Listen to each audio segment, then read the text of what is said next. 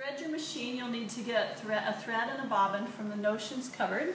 And when you choose a bobbin, you want to make sure to choose one that has enough thread. This one isn't going to have enough to sew very much longer, and if you run out of thread and your bobbin halfway through, it's a hassle. So if possible, choose a bobbin that is relatively full, and you want to look for one that's kind of smooth on the edge. I'm not sure whether this one will sew very nicely if it hasn't been threaded smoothly.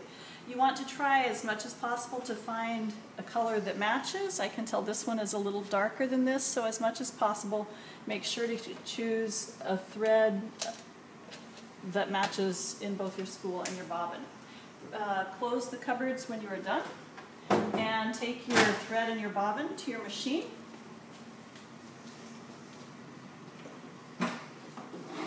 And start by threading your machine by putting the bobbin in first. When you hold your bobbin, you want to make sure that the bobbin thread is coming over the top to the left and that it's hanging down so that it looks like the lowercase letter P. If you don't see that P before you begin, it will cause you a lot of problems when you're going to sew.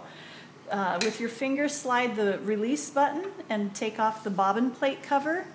And then with your bobbin in the shape of the letter P, drop it straight in.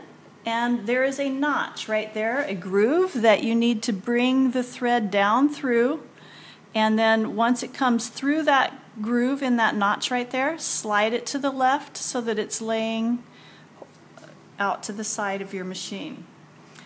Then go ahead and remove the spool guard from the top of the machine and put the spool onto the machine and cover it back up with the spool guard. That will keep it from flipping around as it comes off.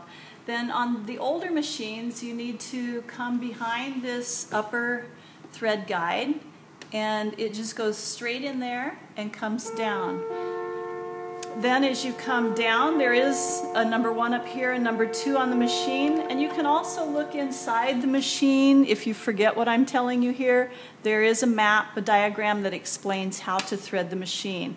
Come down and go completely underneath where it says number 2, and then you need to make sure that your take-up lever is in the upper position. If it happens to be down, you need to turn your turning wheel forward until it comes as high as it can be. And if it's not in the upper position, you won't be able to thread it successfully.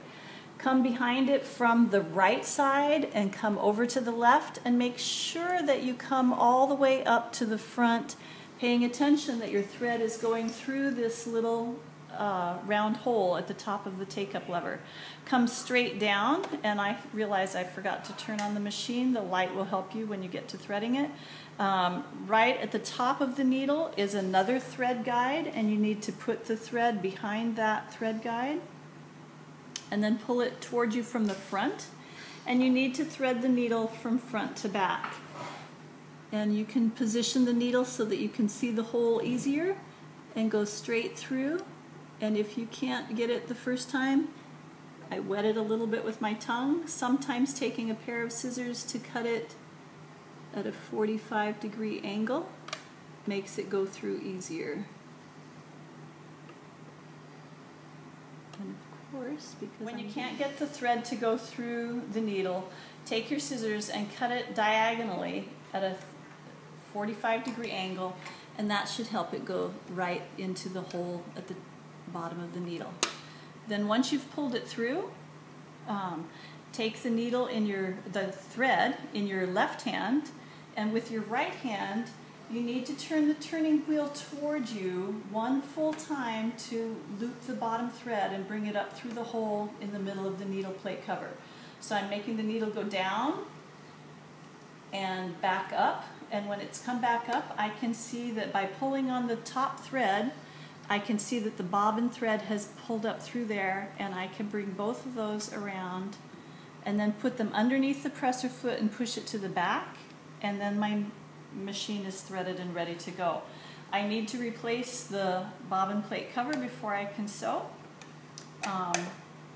The important thing to remember on any machine, not just this old machine, is that the turning wheel must always turn only toward you. If you ever push it backwards, That will cause the thread to make knots underneath the bobbin plate cover and cause lots of grief. So always remember, you only pull it towards you, never away from you.